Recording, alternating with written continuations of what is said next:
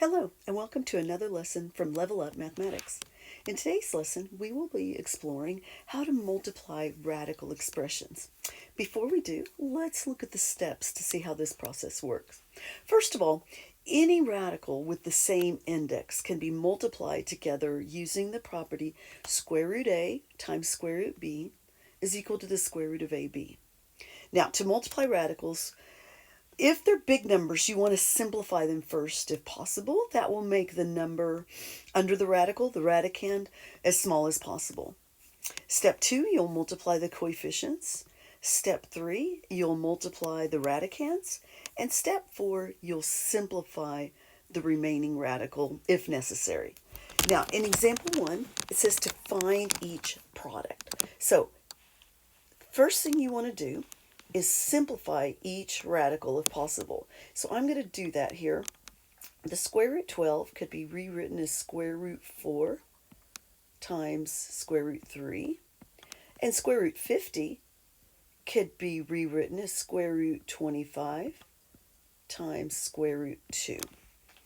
Now let's simplify that further. The square root of 4 is 2, so this would be 2 square root 3. Here, square root 25 is 5, so 5 square root 2. So we did step 1, we simplified the radicals.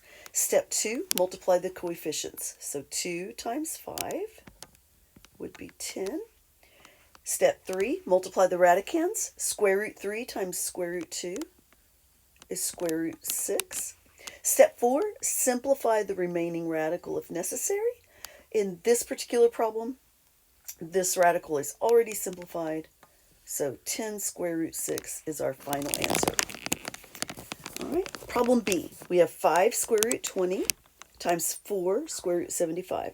So I'll begin by simplifying the radicals. This would be 5 times square root 4 times square root 5.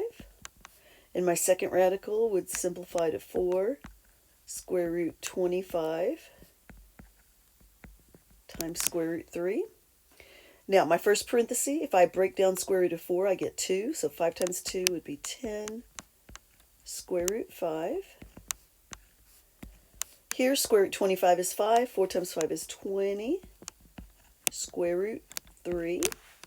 Now, multiply the coefficients. 10 times 20 would give me 200. Square root 5 times square root 3 would give me square root 15. So final answer, 200 square root 15. Now, let's look at problem C. We have the square root of 3xy4 times the square root of 6x7y. So I'm going to start by multiplying the 3 times the 6 to get 18. Then I'll multiply x times x7, which would give me x8. And then y4 times y1 would be y to the 5 power. Now I'll break that down. So I could break down 18 with square root 9 and square root 2. x8 is a perfect square, so I'll put it in the first radical. Now y5 is not a perfect square, but I could break down y5 into y4 times y1. Now everything in that first radical now is a perfect square. So the square root of 9 is 3. The square root of x to the 8 is x to the 4, and the square root of y to the 4 is y2, square root 2y.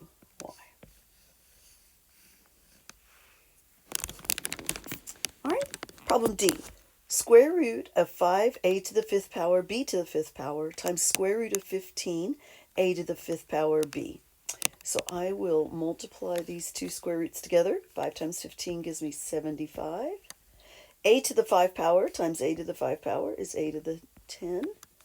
B to the 5 times b is b to the 6. Now I'm going to break that down into two square roots. 75 could be broke down to 25 times 3. A10 is a perfect square, so I'll put it in the first square root. B6 is also a perfect square, so I'll put it in the first square root also. So my first square root would become 5 a to the 5 and b to the 3, and then and square root 3. All right, now look at problem E. We have the square root of 3 times the quantity 2 plus square root 6. So in this problem, I'm going to have to use my distributive property to find the product. So the square root of 3 times 2 would be 2 square root 3. The square root of 3 times the square root of 6 would be square root 18. Now I want to simplify the result a little further. 2 square root 3 will not simplify, so I'll just write that down. And square root of 18 would simplify to square root 9, square root 2. So 2 plus square root 3.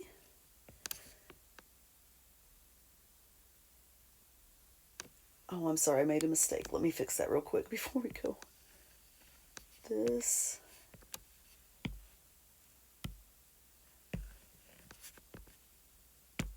should have been 2 square root 3. All right, so in our second parenthesis, the square root of 9 is 3, and this is square root 2. Now, when I look at the radicand, I notice those are not the same, so I cannot add them up. Therefore, my final answer is 2 square root 3 plus 3 square root 2. All right, problem F. 4 square root 2 times the quantity 2 square root 6 plus 5 square root 2. So again, I'll be using the distributive property to multiply this out. Let's see. 4 square root 2 times 2 square root 6 would be 8 square root 12. And then I'm going to multiply 4 square root 2 times 5 square root 2, which would be 20 square root 4. Now I'm going to simplify those two radicals. So my first one would become 8 times square root 4 times square root 3. My second one would be 20, and square root 4 is 2. So in my first parenthesis, square root of 4 is 2. 8 times 2 is 16 square root 3. And this would be 20 times 2, or 40. All right, example 2. Multiply each binomial expression. Now, in problem A, we have 2 plus square root 3 times the quantity 6 minus square root 3. So in this problem, we're going to have to do our distributive property twice. So I'm going to take the first number of my first parenthesis, 2, and I'll multiply it by everything in the second parenthesis. So I'll multiply 2 by 6, then I'll multiply 2 by the square root of 3. So 2 times 6 gives me 12, and 2 times negative square root of 3 gives me negative 2 square root 3. Okay. Now I'm going to take the second term, square root 3, and multiply it by everything in that second parenthesis. So square root 3 times 6, and then square root 3 times square root 3. So square root 3 times 6 would be 6 square root 3. And square root 3 times negative square root 3 would be negative square root 9. Now let's simplify where we can. I want you to notice that I have like radicals here in the middle that could be combined. So we have 12. Negative 2 plus 6 would be 4 square root 3. And negative square root 9 would just be negative 3. Now I can combine in this step the 12 minus the 3, and that would give me 9 plus 4 square root 3. Final answer. All right, problem B. 3 plus 2 square root 5 times the quantity 2 plus 4 square root 5. So that means we'll do our double distribution again. I'll multiply the 3 times everything in that second parenthesis. So 3 times 2 would give me 6. 3 times 4 square root 5 would be 12 square root 5. Now I'm going to multiply 2 square root 5 times everything in the second parenthesis. So 2 square root 5 times 2 would be 4 square root 5. And 2 square root 5 times 4 square root 5 would be 8 square root 25. So now let's simplify this a little bit. I see some like radicals that can be combined. So this would be 6. 12 plus 4 would be 16 square root 5. And then square root 25 is 5, so 8 times 5 would be 40. Now combine like terms again. 6 plus 40 would be 46 plus 16 square root 5. All right, problem C. 3 plus 2 square root 5 quantity squared. So what this really means is that you're taking 3 plus 2 square root 5 and you're multiplying it by itself. So if I rewrite this expression like this, then I can use my double distributive property. So 3 times 3 would give me 9. 3 times 2 square root 5 would give me 6 square root 5. Then I'm going to take 2 square root 5 times 3, which would be 6 square root 5. And 2 square root 5 times 2 square root 5 would be 4 square root 25. Now I'll simplify that a little further to 9 plus 12 square root 5 plus 20. Then combine the 20 and the 9 to get 29 plus 12 square root 5. Now pause the video and try problem D on your own. All right, welcome back. Let's see how you did on problem B. So I took 4 square root 3 and multiplied it by 4 square root 3 to get 16 square root 9. 4 square root 3 times negative 2 gave me negative 8 square root 3. Negative 2 times 4 square root 3 gave me also negative 8 square root 3. And negative 2 times negative 2 gave me positive 4. Now the square root of 9 is 3, and 16 times 3 is 48. When I combine negative 8 and negative 8 square root 3 and negative 8 square root 3, I get negative 16 square root 3 and then plus 4. Now combining 48 with 4 gives me 52 minus 16 square root 3. Now, the last thing I want to look with you today is something called conjugates. Because conjugates have when you multiply conjugates, there's a very interesting thing that happens. First of all, what is a conjugate? Well, the square root of A plus square root of B and square root of A minus square root of B are said to be conjugates of each other. Conjugates. When A and B are rational numbers, the product of two radical conjugates is also a rational number.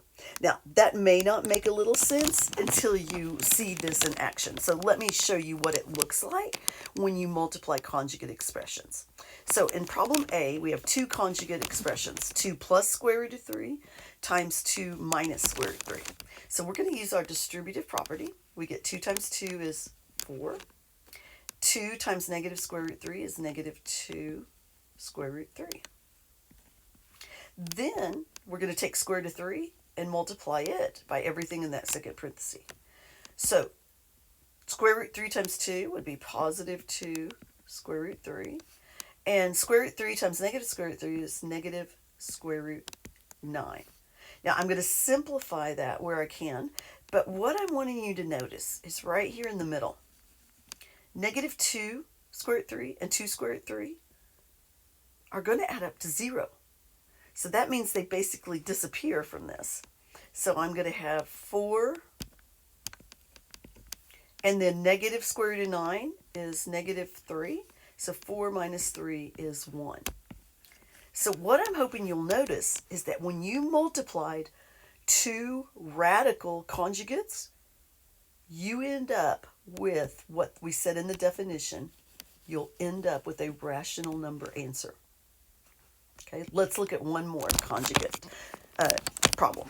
We have 3 plus 2 square root of 7 times 3 minus 2 square root 7. All right, let's look at what unique thing happens again. You're going to take the 3 and multiply it by everything in that second parenthesis. So 3 times 3 gives you 9. 3 times negative 2 square root 7 gives you negative 6 square root 7. Now take 2 square root 7 and multiply it by everything in the second parenthesis. And that would give you positive 6 square root 7 and negative 4 square root 49. Now I want you to notice that you have negative 6 square root 7 and positive 6 square root 7. So that's going to add up to 0. So we're going to keep the 9. And then here, square root of 49 is 7. So negative 4 times 7 is minus 28. And so you can see our final answer is going to be a rational number of negative 19. So that's the interesting thing that occurs when you multiply two conjugates together. The radicals disappear and you're left with just a plain rational number. And that concludes today's lesson, multiplying radical expressions.